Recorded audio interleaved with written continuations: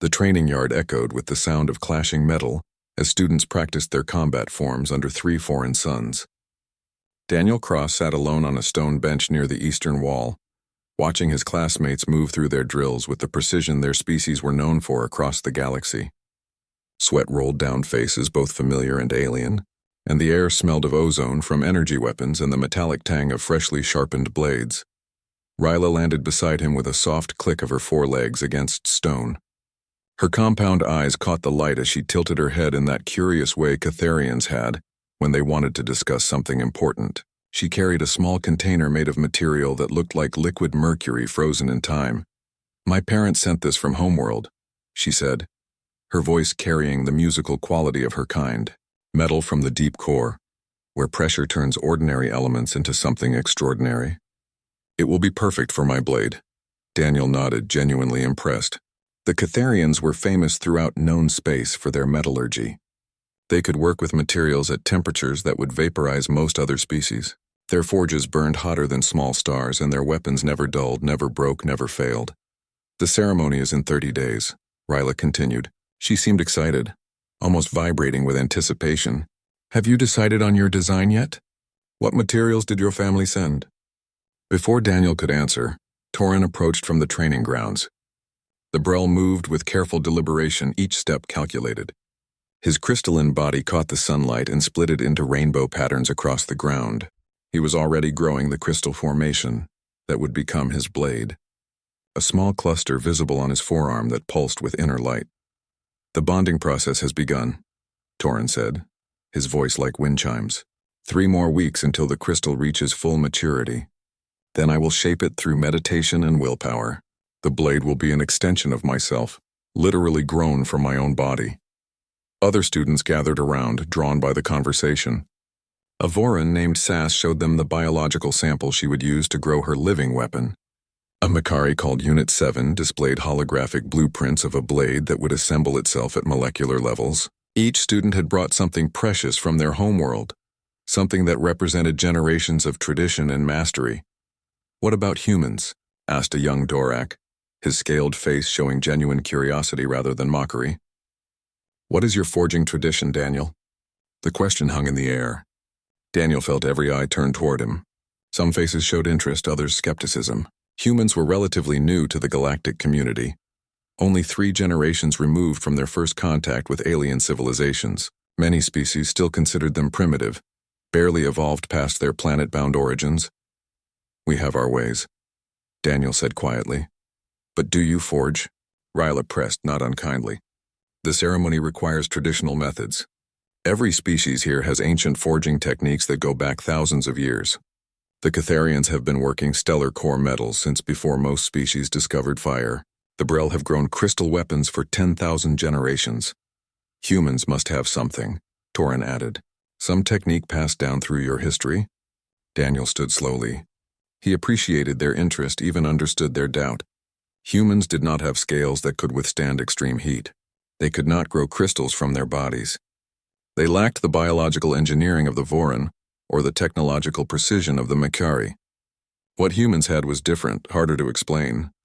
"I need to visit the archives," he said. "There is research I need to do." The group exchanged glances. Research before forging seemed backwards to them.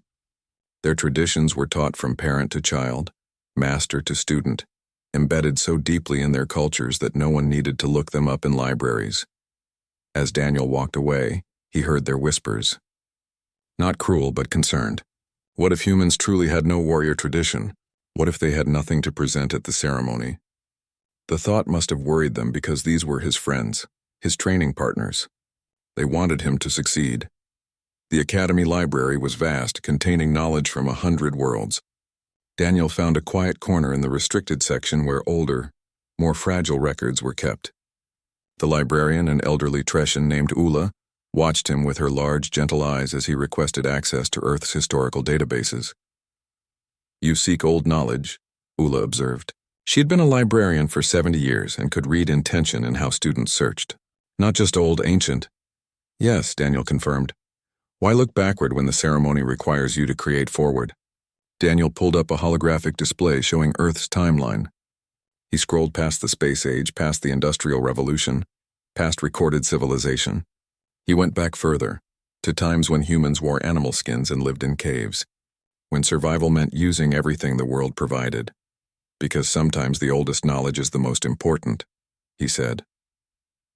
Ula moved closer, peering at the images Daniel examined.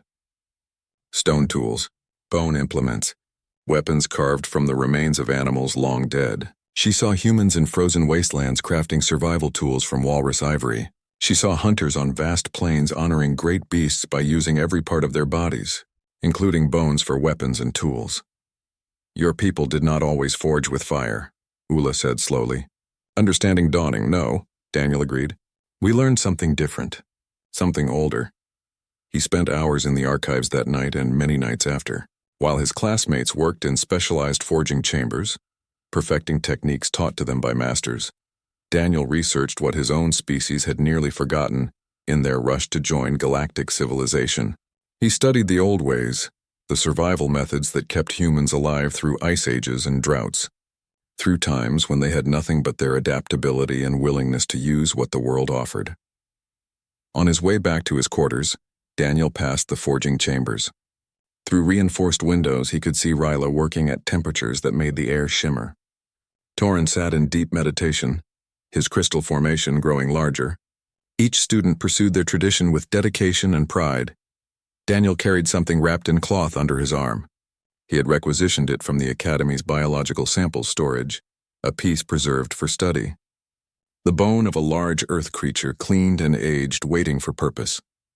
In his small private workshop, he unwrapped the bone and set it carefully on his workbench. Then he placed beside it the simple tools he had fabricated: stones with rough edges, leather embedded with coarse sand, natural abrasives ground from harder materials, no forge. No heat, no advanced technology, just patient hands and ancient knowledge. Daniel picked up a stone scraper and began to work. The specialized forging chambers occupied an entire wing of the Academy, each room designed for a different species' unique requirements. Ryla entered her assigned chamber and felt immediately at home. The temperature controls allowed her to create heat that rivaled the interior of stars. Her people had evolved on a world close to their sun, where metal deposits ran deep and hot, and Catharians learned early to work with materials that would destroy most other species. She placed her core metal ingot on the reinforced anvil and activated the plasma forge. Blue-white flames erupted around her, temperatures climbing to levels that would vaporize unprotected flesh in microseconds. But Ryla's chitinous exoskeleton was designed for exactly this environment. She felt comfortable, alive, connected to generations of master smiths who came before her. The first strike of her hammer rang out like a bell. Each blow was calculated, precise, following patterns taught by her grandmother and her grandmother's grandmother. The metal began to take shape under her guidance. This was more than craftsmanship. This was art, tradition, and identity forged into physical form. 3 chambers down, Torin sat in perfect stillness. The meditation room maintained exact temperature and humidity levels, creating optimal conditions for crystal growth. The formation on his forearm had expanded significantly over the past 2 weeks, branching into elegant patterns that would eventually form his blade structure. Growing a weapon from one's own body required absolute mental discipline. Torin had to visualize every molecular bond, encourage every crystal lattice to form in precise alignment. One distracted thought could create flaws that would weaken the entire structure. His people had practiced this art for 10,000 generations, achieving harmony between mind and matter that most species could barely comprehend. The crystal pulsed with soft light, responding to Torin's focused meditation. It knew his energy signature, understood his intentions. When complete, the blade would be more than a tool. It would be part of him, an extension of his will made solid. In the biological engineering lab, Sass worked with living organisms too small to see without magnification. The Vorin were masters of biological manipulation, able to guide evolution and growth in ways that seemed like magic to other species. Her weapon would be alive, capable of adapting to different combat situations, healing itself when damaged, and evolving to meet new challenges.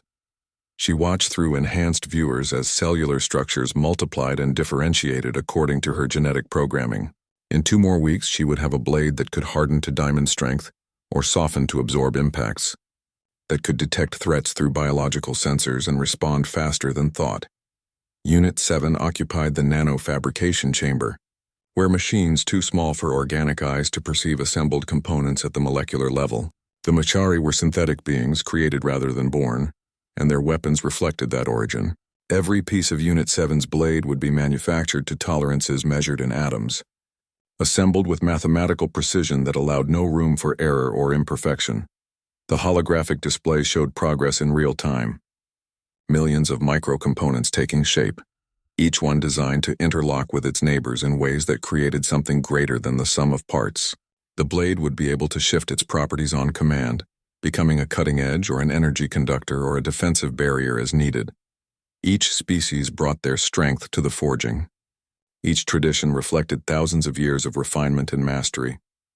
The Academy's halls buzzed with excitement as the ceremony approached.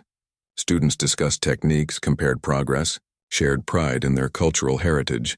But Daniel did not work in any of the forging chambers. Late at night, when most students were asleep, sounds came from his small workshop. Not the roar of plasma forges or the hum of nanofabricators, something quieter, more rhythmic. The whisper of stone against bone, patient and endless. Ula found him there one night during her routine security checks. She entered quietly, not wanting to disturb his concentration. Daniel sat hunched over his workbench, scraping slowly at the bone with a piece of rough stone. Shavings accumulated in a small pile beside him. The work looked tedious, almost impossibly slow compared to the advanced methods his classmates employed. "You have been here every night for 2 weeks," Ula observed. Daniel did not stop working. "Yes. The others complete their weapons with fire and technology and biological engineering. You use rocks." "Yes." Ula moved closer, examining the bone. It had taken shape since she last saw it. The rough surface had become smoother, following the natural grain of the material. An edge was emerging, not perfectly straight like machine-made blades, but elegant in its simplicity. "Why?" she asked. Daniel finally paused. He set down his stone scraper and picked up the partially formed blade, turning it in the light. The bone had a natural color, aged ivory white with subtle patterns running through it like rivers on a map. 40,000 years ago, my ancestors lived in caves, Daniel said. They had no metal, no fire hot enough to forge, no biological engineering or nanotechnology. They had stone and bone and wood, things the world gave them. Primitive tools, Ula said, not as judgment but as observation. Effective tools, Daniel corrected gently. My people survived ice ages that killed most life on Earth. They survived predators stronger and faster than them. They survived because they learned to use everything. When a great beast died, they honored it by using its bones, its hide, its sinew. Nothing was wasted. The bone that fed the beast in life became the weapon that fed the tribe in death. He returned to his scraping, the stone rasping against bone in steady rhythm. There is a memory in this, Daniel continued. Every human alive today exists because our ancestors knew how to do this, how to take what the world provided and transform it into survival. We did not conquer nature. We became part of it. We learned its lessons. Ula watched him work for several minutes in silence. The other species forged weapons that could cut through mountains, that could channel energy, that could adapt and evolve. They imposed their will on matter, bending it to their purposes through mastery of heat and technology and biological control. Daniel carved. He followed the bone's natural structure, discovered the blade hidden within it, revealed rather than created. It was a different philosophy entirely. The others will not understand, Ula warned. They will see this as inferior. Perhaps, Daniel agreed. But it is honest. It is what humans are. In his mind, he saw the long chain of human history.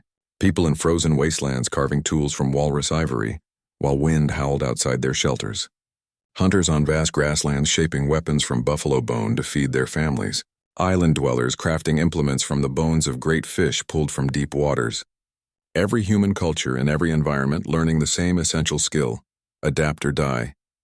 Other species had advantages. Catherians could withstand stellar heat. Brel could grow crystals. Vorin could manipulate biology. Mikari could calculate molecular structures. Humans had only their hands, their minds, and their stubborn refusal to give up. But that had been enough. That was still enough. Daniel picked up a piece of leather embedded with coarse sand and began the next phase of smoothing. The blade took shape slowly with patient determination, exactly as humans had shaped their destiny since the beginning. Outside his workshop, the forges roared and the nanofabricators hummed and the biological samples grew. Inside, there was only the ancient sound of stone and bone as old as humanity itself. Rain fell on the training grounds, heavy drops that hissed against the energy barriers protecting the sparring areas. Daniel stood under an overhang, holding his nearly finished blade wrapped in cloth. The bone had transformed under weeks of patient work, its edge now sharp enough to split falling raindrops when he tested it carefully. The weight felt right in his hand, balanced and purposeful. Across the yard, Ryla practiced with her completed weapon. The metal blade moved through the air almost too fast to see, leaving trails of light where the edge disturbed atmospheric particles. She executed a complex form taught by Catharian blade masters, each movement flowing into the next with perfect precision. The blade sang as it cut through rain, a high, clear note that spoke of molecular-level sharpness and structural perfection. Grix approached Daniel, shaking water from his fur-covered body. The Peltharian had been Daniel's roommate for 3 years, and they had grown close despite coming from worlds on opposite sides of the galaxy. Grix's own weapon, a staff that could split into multiple segments, rested across his shoulders. "They are talking again," Grix said quietly. His large eyes showed concern. "Some of the students. They say humans do not have real warrior traditions. They say you will embarrass yourself at the ceremony." Daniel watched Ryla complete her form. She moved with the confidence of someone backed by 10,000 years of proven methods. "What do you think?" "I think you are my friend," Grix replied. "I think you work harder than anyone I know. But I do not understand what you are making. Can I see it?" Daniel unwrapped the cloth slowly. The bone blade emerged, pale and elegant. Natural patterns ran through it like flowing water frozen in time. The edge caught the dim light, sharp and clean. It looked nothing like the high-tech weapons the other students had created, but there was beauty in its simplicity. Grix studied it carefully. "It is bone, yes, from Earth, from a creature called a bison. They lived on the plains in great herds. This one died naturally of age. Its bones were preserved for study." Grix reached out slowly, asking permission with his eyes. Daniel nodded. The Peltharian touched the blade gently, running one claw along the flat of it. His people had excellent material sense, able to detect structural properties through touch. "It is strong," Grix said, surprised. "Different from metal or crystal, but the structure is solid. The edge is very sharp." He paused, thinking. "But bone is organic. It will not last as long as metal or crystal. It can break more easily." "Yes," Daniel agreed. "But it can also be repaired more easily. Sharpened with simple tools. Replaced if necessary. Metal blades need forges. Crystal blades need specific growth conditions. This blade needs only stone and patience." "You sound like you expect it to break." Daniel smiled slightly. "I expect to survive." There is a difference. Thunder rolled across the training grounds. Through the rain, they could see Torin practicing meditation forms, his crystal blade refracting light into rainbow patterns even in the dim weather. Unit 7 ran combat simulations, the Makari's blade shifting through different configurations faster than thought. Sass's living weapon pulsed with bioluminescence, adapting its shape to counter imagined threats. "They are all impressive," Grix admitted. "Advanced, powerful." "Yes," Daniel said. "They are. But you think your way is better?" Daniel rewrapped his blade carefully. "I think my way is different. Better for me, maybe not for them. Each species works with what they have, what they understand. Catharians have heat resistance, so they master forges. Brel have crystalline biology, so they grow their weapons. Humans have neither. We have only adaptability." Later that night, after training ended, Instructor Halvek made an unexpected visit to Daniel's workshop. The old warrior had trained students from 100 worlds, seen countless weapons created in countless ways. He said nothing at first, simply standing in the doorway watching Daniel work. Daniel continued scraping the blade's edge with careful strokes. He had learned not to rush, not to force. The bone had its own nature, and his job was to work with it rather than against it. Force would create cracks. Patience would create strength. "The others fear you will fail," Halvek said finally. "I know. They care about you. They want you to succeed. I know that too." Halvek entered the workshop fully, his heavy footsteps deliberate. He picked up one of the stone scrapers Daniel had made. examining it with the eye of someone who understood weapons deeply. These tools are ancient, primitive by most standards. Yes, sir. Yet you choose them over modern fabrication equipment. Daniel set down his work and faced his instructor. Sir, every species here has a tradition. The Catharians forge because they can survive the heat. The Brel grow crystals because it is part of their biology. The Machari manufacture because precision is their nature. But what is the human tradition? Halvek waited, letting him continue. Humans do not have biological advantages, Daniel said. We cannot survive extreme temperatures or grow weapons from our bodies. We are not the strongest or the fastest, but we survived anyway. We survived ice ages and droughts and predators. We survived by using whatever we could find. Stone, bone, wood. We learned to take what death left behind and transform it into life. He picked up the bone blade. This was part of a living creature once. It walked under open skies and felt wind in its fur. It ate grass and knew the rhythm of seasons. Then it died, as all things die, but humans learned to honor death by giving it new purpose. We took the bones of great beasts and made tools for survival. We took what the world offered and said thank you by not wasting it. Halvek nodded slowly. You understand something the others do not. They see tradition as technique. You see it as philosophy.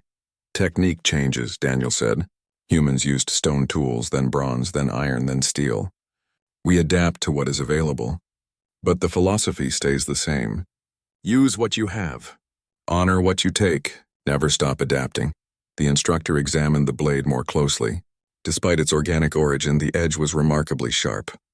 The balance was excellent. The craftsmanship showed deep understanding of the material's properties. It was not what anyone expected, but it was undeniably well made. The ceremony is in 3 days, Halvek said. There will be council members from 15 systems, military leaders, cultural ambassadors. They come expecting to see the finest weapons from the finest traditions. Yes, sir. They will judge harshly. I understand. Halvek set the blade down carefully. Good, let them judge. Sometimes the galaxy needs to be reminded that there is more than one way to be strong. After the instructor left, Daniel returned to his work. The blade was nearly complete. Just a few more hours of careful polishing and it would be ready. Outside, the rain continued falling. In the forging chambers, plasma fires burned. In meditation rooms, crystals grew. In laboratories, biological samples evolved.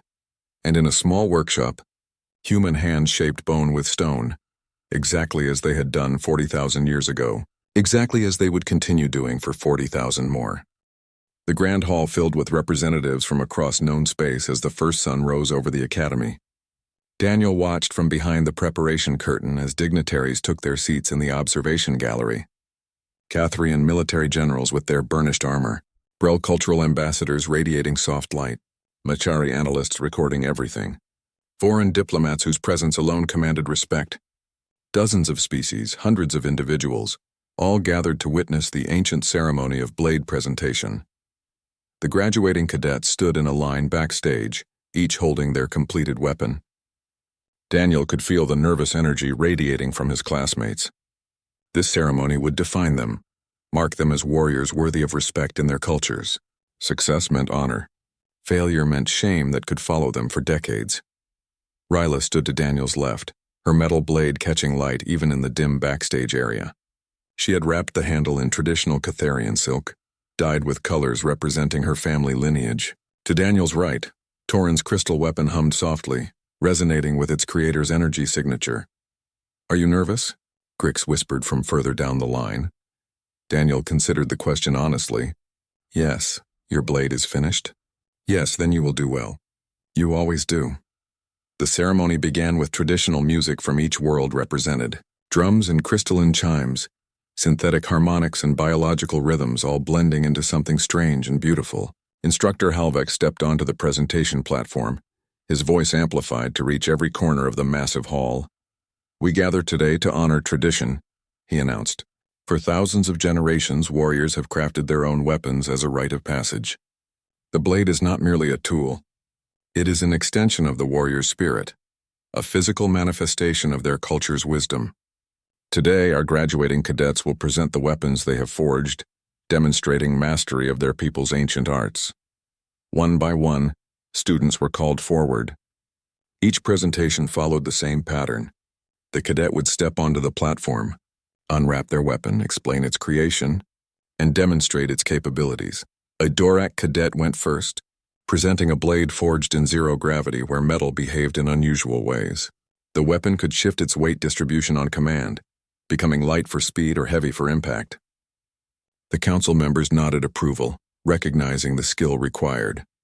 Sass presented her bioengineered blade, demonstrating how it could adapt its properties. She struck it against a metal block and the blade hardened. She exposed it to heat and it became resistant. The Voran elders in the gallery radiated pride. Unit 7's molecular blade earned audible gasps when it demonstrated splitting into multiple components and reassembling in different configurations. The precision was mathematically perfect, every movement calculated to microdegree accuracy. Then Ryla was called forward. She walked with confidence, her blade held high. When she unwrapped it, the metal seemed to glow with inner fire. She explained the forging process, the stellar core temperatures, the traditional striking patterns passed down through generations. Then she demonstrated its capabilities. The blade cut through reinforced steel barriers like they were paper. It maintained its edge even when struck against diamond-hard materials. When Ryla channeled energy through it, the metal conducted power without resistance, glowing white-hot but never losing structural integrity. The Catharian generals stood to honor her. All 6 arms crossed over their chests in traditional salute. The gallery erupted in appreciative sounds from dozens of species.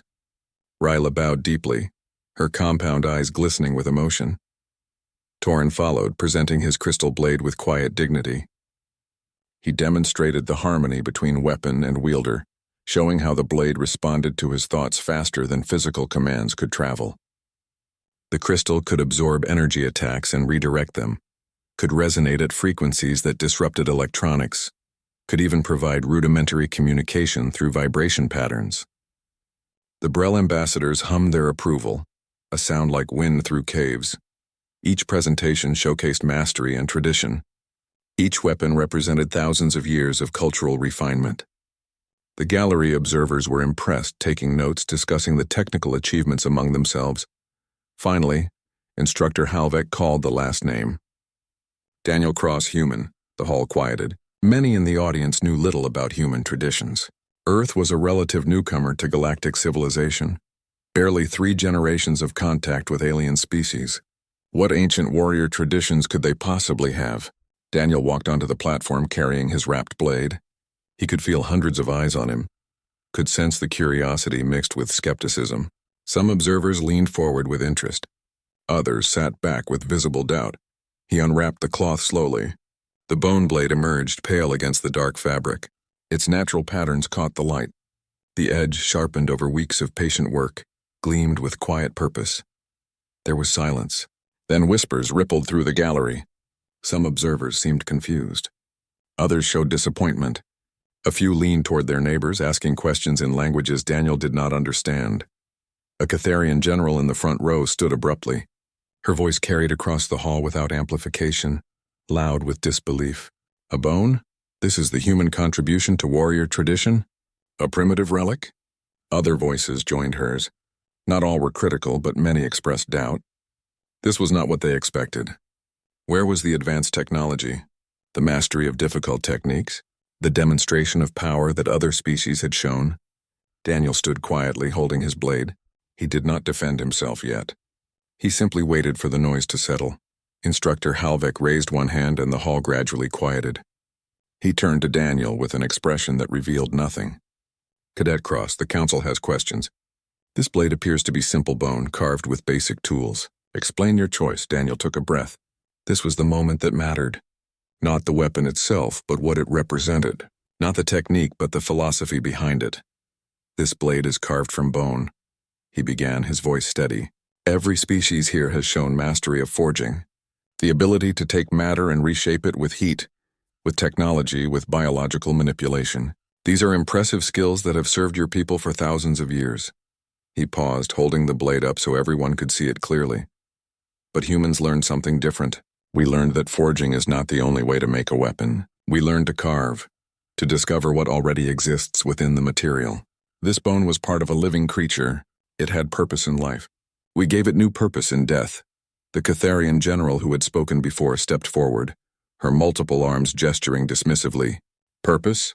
What purpose does a bone blade serve against modern weapons? It is inferior in every measurable way.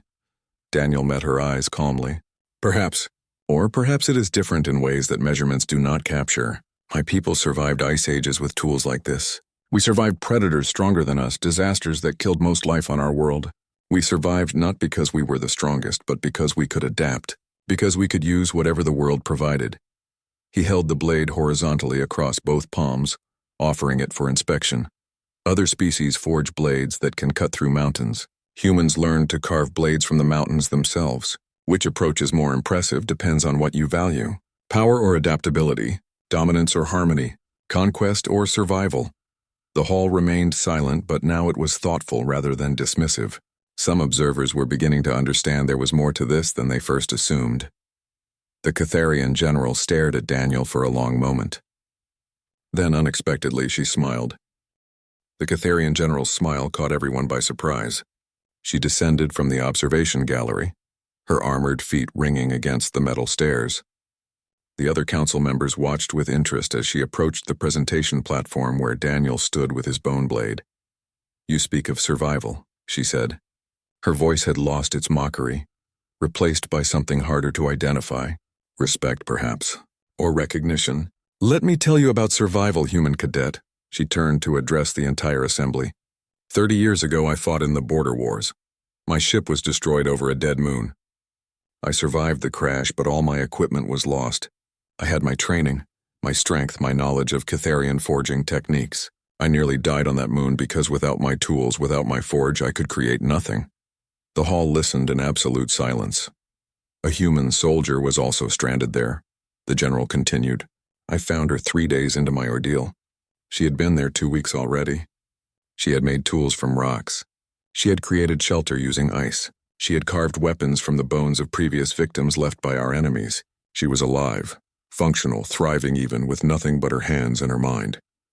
The general looked at Daniel. That human saved my life. She taught me to carve rather than forge, to adapt rather than dominate. We survived together for 3 more weeks before rescue arrived. Since that day, I have studied human survival methods. Your species has the highest survival rate of any military force when stripped of standard equipment. Not because you are stronger. Because you are adaptable. She turned back to the council. We celebrate those who can impose will upon matter. Perhaps we should also honor those who can see what matter already wants to be. Murmurs ran through the gallery. Some species seemed defensive, others thoughtful. The mood had shifted from dismissal to genuine curiosity. Instructor Halvek stepped forward. The council requests a demonstration. Not of the blade's power, but of its philosophy. Cadet Cross, are you willing to undergo practical tests? Yes, sir, Daniel replied. Very well. We will conduct 3 scenarios. Situations a warrior might actually face in service. Each test will evaluate not just the weapon, but the thinking behind it. The presentation platform transformed, holographic projectors creating a simulated environment. The first scenario materialized around Daniel. A hostile wilderness, freezing cold, limited resources. The kind of survival situation that separated trained warriors from those who merely carried impressive weapons. Survive for 10 minutes, Halvek instructed. Use only your blade and what the environment provides. The simulation began. Daniel moved immediately, assessing his surroundings. He used his bone blade to cut branches from virtual trees, stripped bark for cordage, carved footholds in ice. When a simulated predator appeared, he did not fight it directly. Instead, he used his blade to create a trap, sharpening stakes and setting them in the creature's path. Other cadets might have tried to fight with raw power. Daniel fought with strategy, using his blade as a tool for survival rather than just combat. When the 10 minutes ended, he had shelter, fire, and defensive positions established. Ryla watched from the sidelines, her compound eyes tracking every movement. Her metal blade could cut through almost anything, but she realized it could not do what Daniel's bone blade had done. It was too specialized, designed only for combat. Daniel's weapon was versatile because it was simple. The second test began immediately. The scenario changed to a combat situation where Daniel's blade was damaged. A large chip broke off the edge, the kind of damage that would render most advanced weapons useless. Continue, Halvek ordered.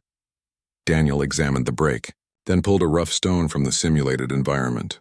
He began resharpening the damaged edge right there, using the broken chip as a separate cutting tool. Within minutes, the blade was functional again. Not perfect, but effective. More importantly, the broken piece served as an additional implement. Torin's crystal blade hummed softly as he watched. If his weapon broke, he would need weeks to grow a replacement. The specialized nature that made it powerful also made it fragile in terms of adaptability. The third scenario was the most challenging. Daniel faced multiple threats simultaneously while the environment itself turned hostile. The test was designed to force warriors to choose between protecting their weapon and accomplishing their mission. Most warriors treasured their blades above almost everything. They were products of weeks or months of work, irreplaceable extensions of self. Losing them meant shame. Daniel made a different choice. When faced with a situation where his blade would be destroyed if he proceeded but the mission would succeed, he did not hesitate. He used the bone blade to complete the objective, knowing it would break in the process. The blade shattered against reinforced barriers, breaking into several pieces. Mission accomplished. Weapon destroyed. The gallery erupted in confused discussions. Had he failed by losing his weapon? Or succeeded by completing the objective? Daniel gathered the broken pieces calmly. Then, using materials from the simulation, he began carving a new blade from a different bone. Rougher, faster, less elegant than his original, but functional within minutes.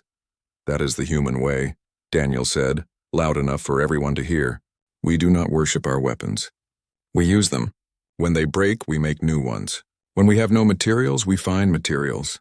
When we have no tools, we make tools. We adapt because adaptation is our nature. He held up the newly carved blade, rough but sharp. Every species here has created a masterpiece. Beautiful weapons that showcase thousands of years of tradition. I respect that deeply. But my tradition is different. My tradition says that the weapon does not matter as much as the warrior's willingness to survive by any means necessary. Instructor Halvek nodded slowly. You have demonstrated something important. Your blade is not inferior. It is different. It represents a philosophy of adaptability over specialization. The Catharian general spoke again. In my long military career, I have seen countless warriors with perfect weapons fail because they could not adapt when circumstances changed. I have seen human soldiers with improvised tools succeed because they never stopped adapting. This bone blade represents something every warrior should understand.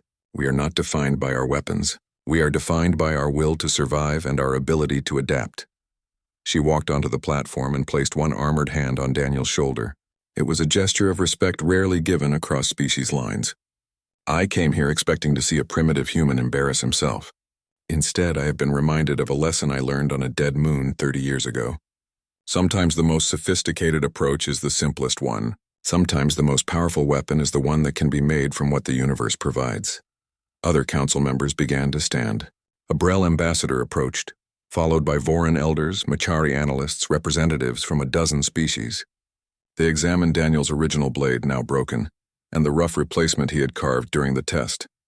May I learn this technique? Asked a young Dorak in the audience.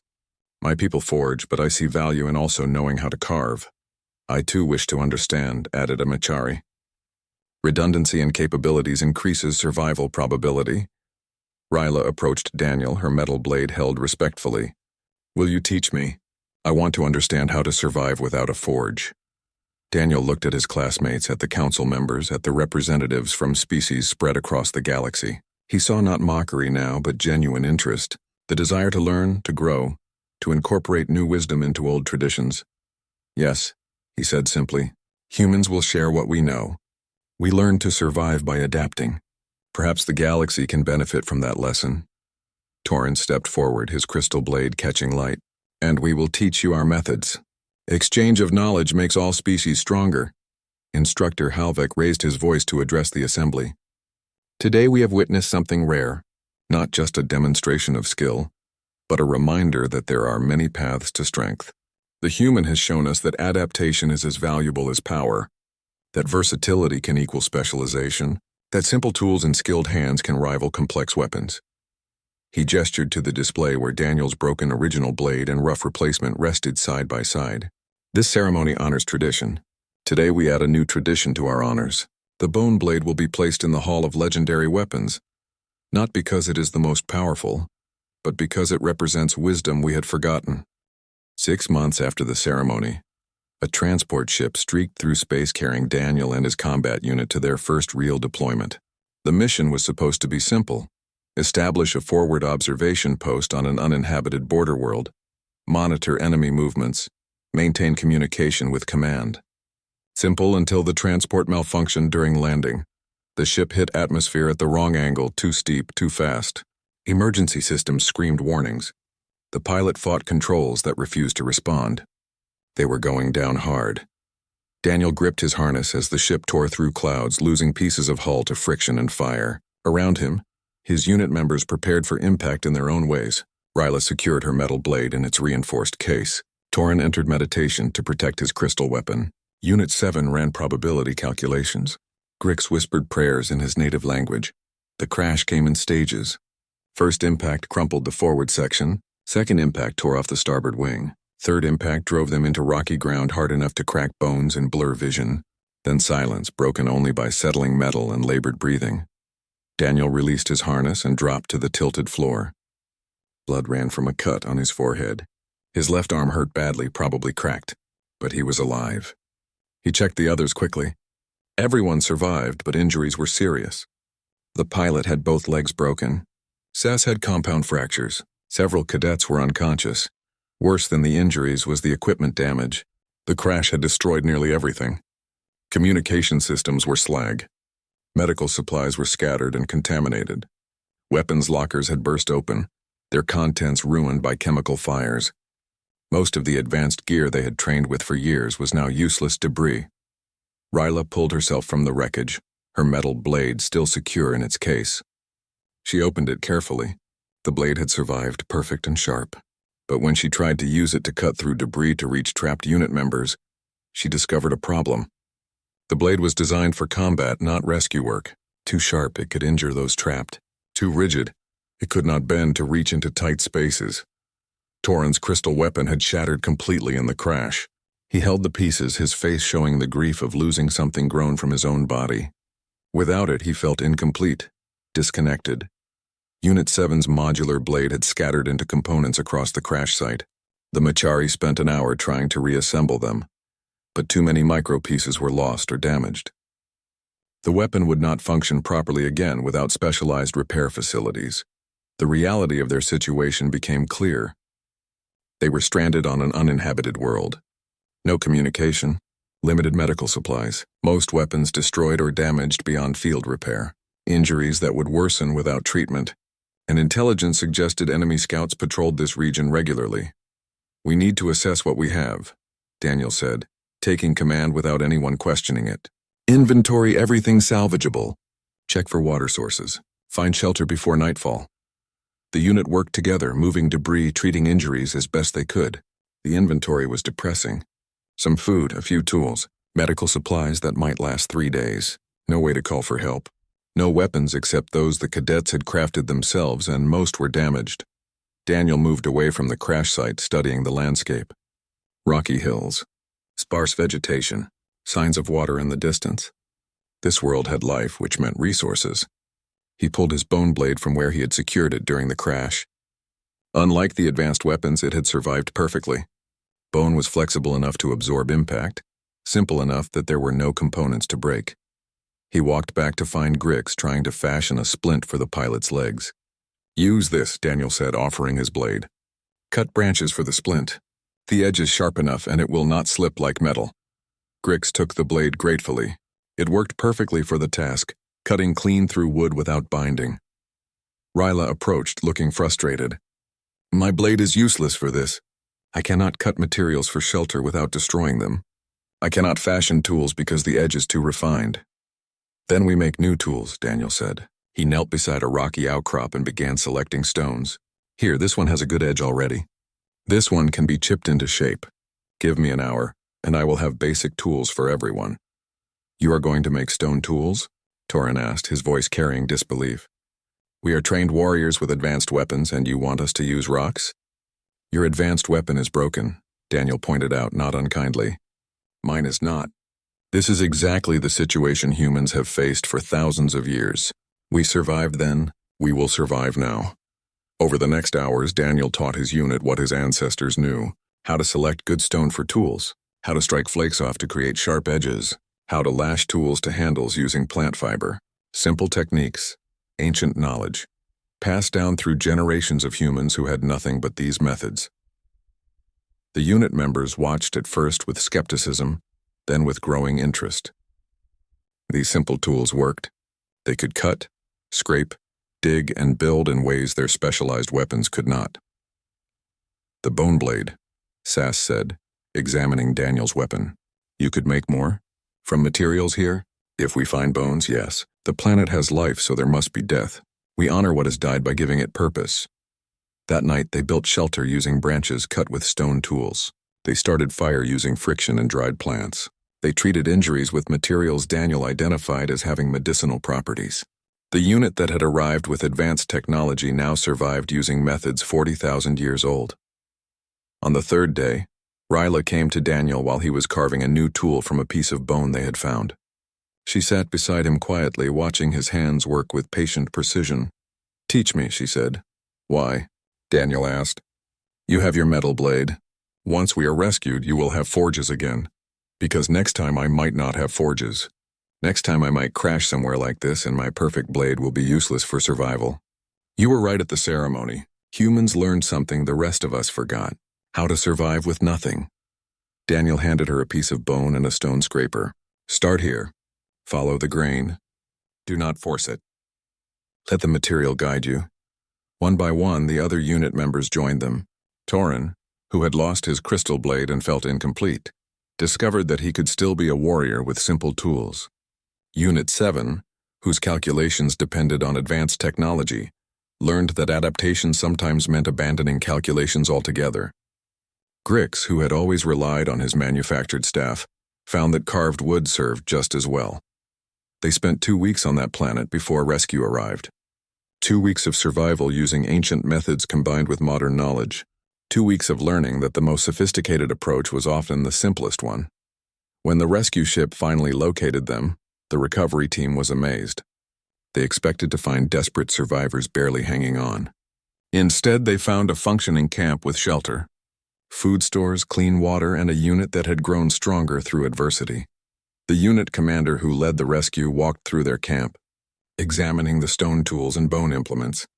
"You survived all this with primitive equipment?" "Not primitive," Daniel corrected. "Foundational. These are the tools that kept humanity alive before we reached the stars." "They worked then." "They work now." Back at the academy, word spread quickly. The unit that survived impossible odds. The warriors who succeeded not through superior technology but through adaptability. Other species began requesting to learn human survival techniques. Courses were established. Cross-training programs developed. Daniel stood in the Hall of Legendary Weapons looking at his original bone blade displayed behind protective glass. The inscription had been updated after his unit's survival. The class-forged blades, the human-carved one from bone. A reminder that the strongest weapons are not those that impose will upon the universe, but those that work with what the universe provides. Ryla joined him, now carrying both her metal blade and a bone knife she had carved herself. "I used to think my people's forging techniques were the pinnacle of weaponcraft. Now I understand they are one path among many." "Not replacing your tradition," Daniel said, "adding to it. Yes, my blade can cut through mountains. Your blade is carved from mountains. Both have value." Torin approached from the other side, his newly grown crystal blade resonating softly, but at his belt hung a simple bone knife, carved during their survival ordeal. "I have learned something important. My crystal is part of me, grown from my body, but I was not less of a warrior when I had only carved bone. The weapon does not define the warrior." Unit 7 processed data on a handheld display but also carried stone tools in a belt pouch.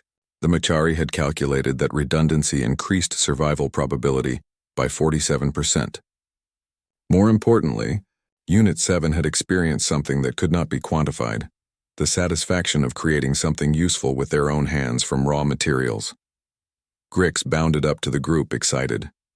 "The Academy is sending us on another mission. Reconnaissance on a frontier world. Command specifically requested our unit because of our survival capabilities. When do we leave?" Daniel asked. 2 days. And this time I'm bringing both my staff and the tools you taught me to make." Daniel smiled. "Good, but remember, tools are just tools. What matters is the mind that uses them and the will to survive no matter the circumstances." They left the Hall of Legendary Weapons together, a unit forged not by shared species but by shared experience. They had learned that strength came in many forms. Power from the forge, harmony from crystal growth, precision from molecular assembly, and adaptability from the simple act of carving what already exists. The galaxy was vast with dangers and challenges beyond counting. But they would face those challenges not just with the weapons they carried, but with the knowledge that if all weapons failed, they could create new ones from whatever the universe provided. That was the human gift to the galactic community. Not superior technology or biological advantages, but the ancient wisdom that survival belongs to those who adapt, who use what they have, who honor death by creating new life, and who never stop learning. The bone blade remained in its case, a reminder carved in ivory white. They all forged. Humans carved. And together they discovered they could do both.